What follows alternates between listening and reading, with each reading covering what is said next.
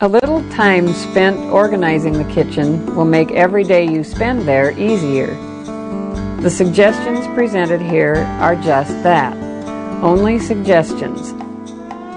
Pathways to independence. Shopping and organizing the kitchen. Making the kitchen user-friendly. The initial task that should be done might be the hardest. Going through everything and separating them into 3 piles, often used, seldom used, and never used, will make this process easier. No need to do the whole kitchen at one time. You don't need to throw or give away the never used items, but even sorting them is a big step forward. Place the most commonly used items in the most convenient places. For example, plates and glasses should be the easiest to reach, while mixing bowls are in a different location. Gadgets are usually bunched together, and you have to search through them all the time. If space permits, separate them into more convenient places. Organizing all sharp knives into one area with the blades facing the same way is a well-warranted safety step. A freestanding knife block is also ideal. Place flour and other baking and cooking ingredients as close as possible to the area where they will most often be used. Store pots and pans in or near the stove. Use a rubber band or twist tie to keep the beaters of your hand mixer together. Labeling. Labeling items in the kitchen is much the same as labeling anywhere else. Probably the most difficult items are those stored in the freezer. Many packages are similar in size and shape. Large print on the item or on a note card can be fastened on to packages. 1 or 2 letters might serve as a reminder. CK could be chicken, H, hamburger, and so on. Consider recording the item and abbreviations used for that item. If Braille is an option, use a note card or Dymo tape and fasten to the package or basket. Raised tactile markings can be used to identify items also. Cans can be labeled in much the same manner. Note cards with entire words or abbreviations can be kept on the can with rubber bands. This method has the advantage of providing a shopping list for your next grocery store visit.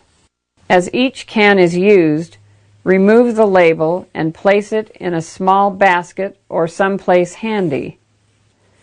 Take the cards with you to the store, and they will tell you what you used since your last visit. The same can be done with Braille labels or even the tactile markings.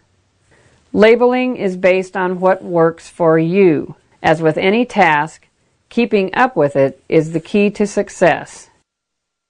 Organizing the pantry and spices. The first issue with organizing canned goods and seasonings is finding a spot that can be dedicated to each.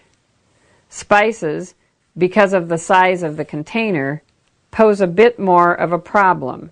If you have a good sense of smell or taste, you may be able to pick out some of the more common ones. Single letters in large print on the lid will help. For example, P for paprika. An easy method is to use a few inexpensive baskets which will fit in the area you are dedicating to the spices. Divide the spices alphabetically so that there are no more than 6 or 7 per basket. Label the basket with large print, Braille, or a tactile marking. Here, C starts with cinnamon, D starts with dill, and O starts with onion. Now the most you will have to look through is 7 per basket instead of 28 spices. Placing them back in the proper basket after use is the key. Separate canned goods and boxes if possible. Even better, keep them on separate shelves. Put like items in front of each other or on top of each other. Placing them in alphabetical order on the shelf or in a basket might ease the search. You can label the cans and baskets with large print, braille, or tactile markings. These baskets are labeled B for baking, S for soups, and V for vegetables. Do the same with boxes. Bisquick, cake mixes, instant potatoes, and the like would be grouped together and alphabetized. The refrigerator.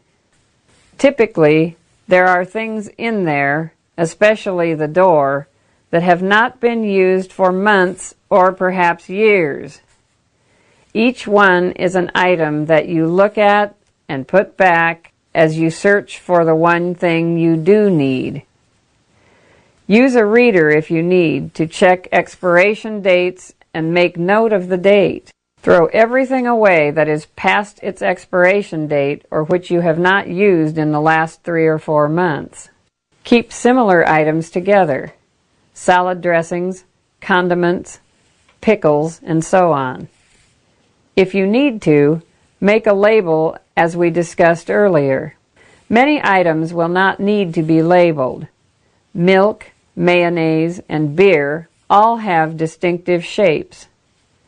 Try to remember to always place them back in the same spot every time you use them. As always, a little time spent once will save minutes every time you open the door. Writing a grocery list. The memory is a wonderful thing, but unfortunately, it doesn't always work the way we would like it to.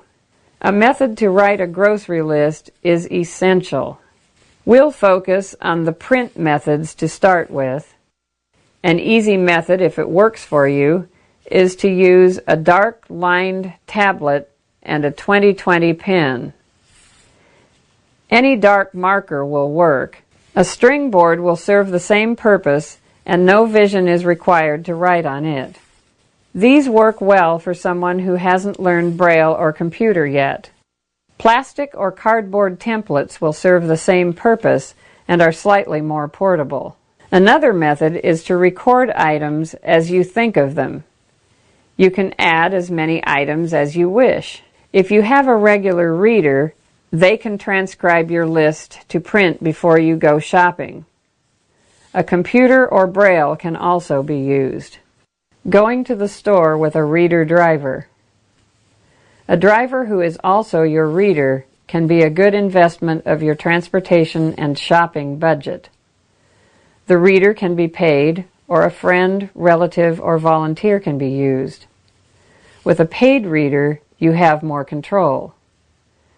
Ask them to go over your list before you leave and stay and help label after your shopping is completed.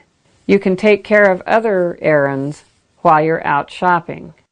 Going to the store. Many people enjoy going to the store on their own for the exercise, the challenge, or other reasons. Bring your prepared shopping list. A small rolling cart or cloth bags make handling the groceries easier. When you get to the store, go to the courtesy counter and ask a clerk to accompany you as you shop. Do not hesitate to ask. Store employees cannot predict what you need. Talk to them and explain what works best for you. Even though you are accompanied by a clerk, you are responsible for making sure that you get what you want. Ask them to hand you the items being taken off the shelf or out of the bins so you can identify them later and make sure you are getting what you want. Then place the item in the cart. Make sure you know how many bags you have after you have checked out so that you end up with everything you paid for when you get home. Make sure you will have a hand available for cane use. Other options for shopping are ordering by phone or internet for home delivery. As you get more confident an outing to the store could become something you look forward to. Washing dishes. Washing dishes is a tactile job. Soaking the dishes in hot soapy water loosens the food and makes the remaining grime easier to feel. Establish a pattern for every type of item you wash. Use a dishcloth or scrubber to circle an entire plate, starting at the outside rim and working in. Then turn the plate over and do the reverse side. When rinsing the plate, feel it again with your bare hand to make sure the surface is clean.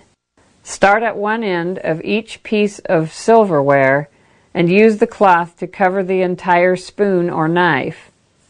This may seem tedious, but with practice it will become second nature, and your dishes will be spotless.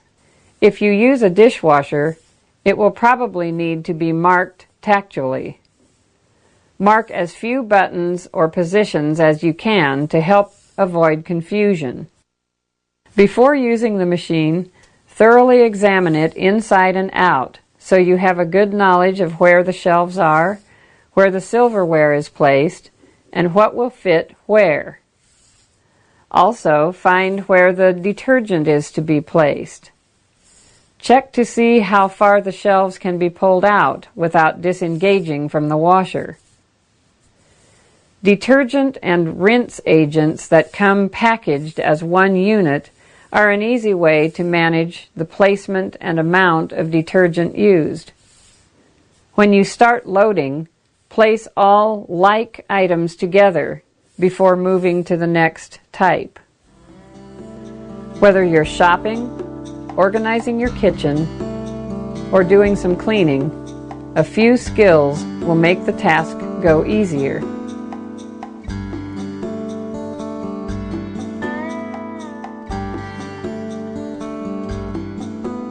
Written by Bob Shanklin.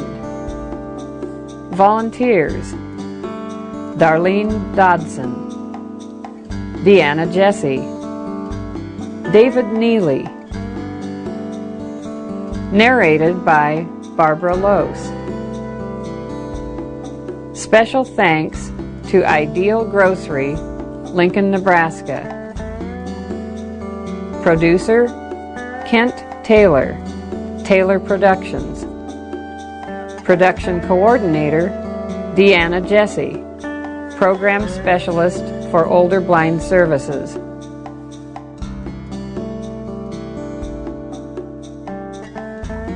Pathways to Independence, a production of Nebraska Commission for the Blind and Visually Impaired, www.ncbvi.ne.gov.